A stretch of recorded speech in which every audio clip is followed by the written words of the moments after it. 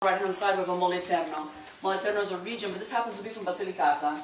It is made with sheep's milk. It has a vein of truffle and mushroom running through it. You can get this cheese both with the vein and without the vein. I happen to like this because of the earthiness that it should add to drinking with the wine. To the very bottom right-hand side is the Testun al Barolo.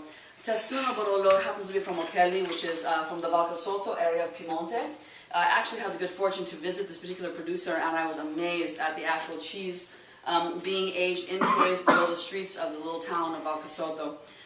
It was a wonderful treat to see the cheeses being handled with such respect and age and diligence. There's actually water running down off the rocks of the walls and running in the rivulets of the carved, ancient pathways that we were walking on. We took an elevator way down below the street level.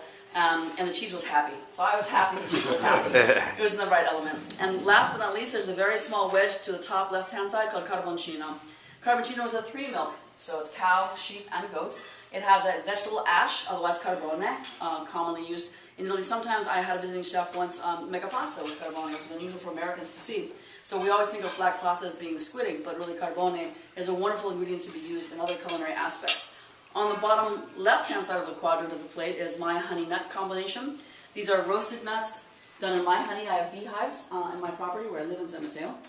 And so my bees are very happy munching away on all my wildflowers and my herbs, which I bring to the restaurant as well.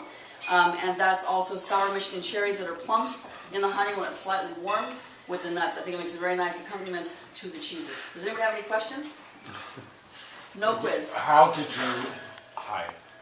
you charcoal the onions? How did I?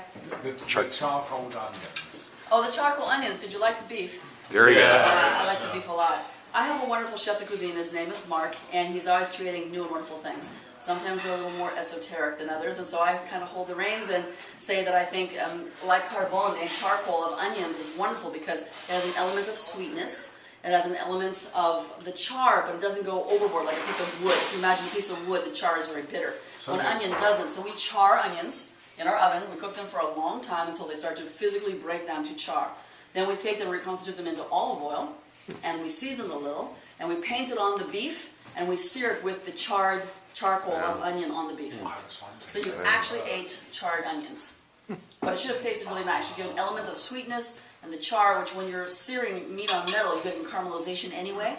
So the onion just helps you to get even better caramelization. So the sugars in the onions that make the sweetness on the edge or the crispiness of the beef. Did it work with the wine? Oh, yes. Wonderful, yeah. Great. I'm really happy to. This is a new dish for us. It just came out last week. We tried it, so I'm really excited to hear that as well. Because I think there were 5 ingredients listed, and I could only see 4 of them. Could you tell what else was on the plate? There's some unusual ingredients there. I mean, I probably gave it away on the menu, but I think we said what it was.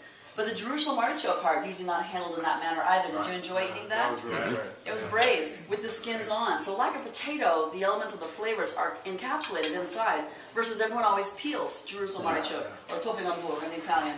So they peel them and they tend to give off flavor. But if you can cook them in their skins like anything else, the flavor's kept inside. So for whatever little bit of fibers you might hit, I think it's better because that earthiness transports with the beef and the onion on the outside. And last but not least is the salsify. The salsify also were roasted and braised in their skins, which is another tuber, another grounded, earthy flavor. A lot like my cousin, the truffles. Anything I can do to get close to a truffle, that's what I'll do. So truffles and red wine are always a good combination when you're talking about Barolo. So, did it work for you? Great. Where were the truffles from? The truffles they have right now are from, I want to say I have 2 vendors. I want to say this was a Perigord. This was a French truffle. I have had Norcia recently, but this happens to be a Perigord. How was the cannelloni? Did you like the little mock cannelloni pasta?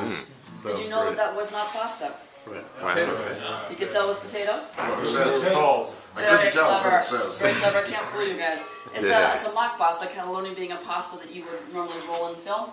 We chose to make it a little silkier by using a very thin sliced Yukon Gold potato and filling it with the braised beef. Inside those are a black Angus short rib. And the brasato in Piemonte is classically made with a Barolo red wine. It's a long, slow braised piece of meat. So we take the short ribs, the black Angus, we braise them in the Barolo. We remove the meat, make the filling, and then make the sauce that you had on the plate. The brasato is made with the same reduction that the meat is cooked in. Was there a spice in the brasato? Well, there always is. There's always a little hint of noce moscato, a little nutmeg, or a little bit of clove, garofano, or there should be also sometimes we put a hint of cinnamon. I'm a little skeptical about the cinnamon. so I don't quite go there. But all of those unusual spices, the trade route flavors, I think really bring an unusual element to a Brazzato. And are actually very classic old world spices that in the old days in Piemonte were quite commonly used, unknown to many people. So I hope that came with the wine as well. Did it work with the wine? Oh, yeah. Good. Good. Well, enjoy your cheese. Thank you. Thank you. My pleasure. Thank you very much. Great job. Thanks. Ciao. Thank you.